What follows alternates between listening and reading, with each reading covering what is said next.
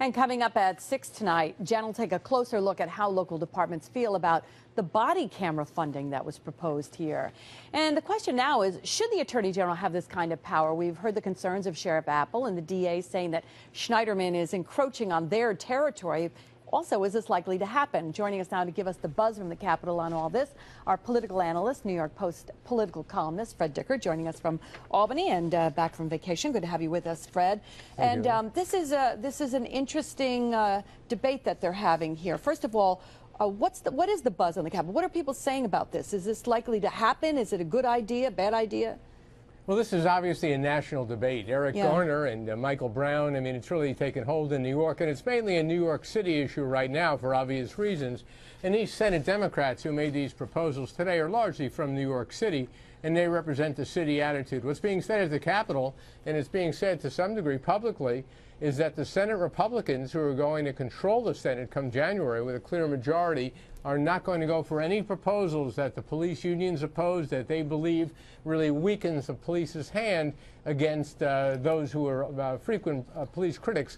Many of those politicians today speaking out have over the years been police critics, and they're identified with that. That's interesting. What about like Andrea Stewart-Cousins' argument that this would sort of eliminate any chance of a conflict of interest? Well, there are always conflicts of interest. You know, it's funny to me to hear about Eric Schneiderman, the Attorney General, being touted as a guy who could be objective in this. You remember it was just a few weeks ago we were talking about how Eric Schneiderman had a major role in the Moreland Act commission that was being interfered with by the governor and his aides, and Schneiderman never said a thing about it. In addition, Schneiderman, if you listen to him, presents himself as the state's top law enforcement officer, which legally he is not.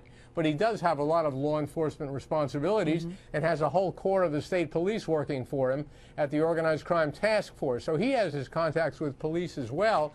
I would note the police unions all endorsed him for re-election just a month or so ago, so you could argue, well, he would have conflicts as well.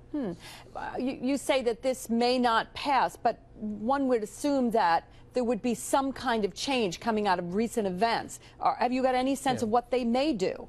You know, it's too early to say. The governor has called for a top-to-bottom review of the grand jury processes and of the role of the district attorneys in all of this. If it takes legislation, I think there's a very good chance there won't be any.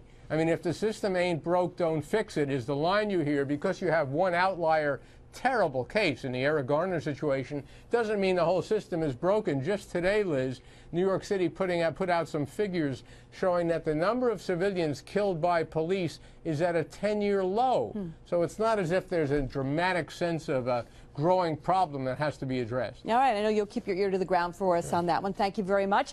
And a quick reminder, Fred's on the radio live from the state capitol. It's weekday mornings, 10 to 11 on Talk 1300 AM.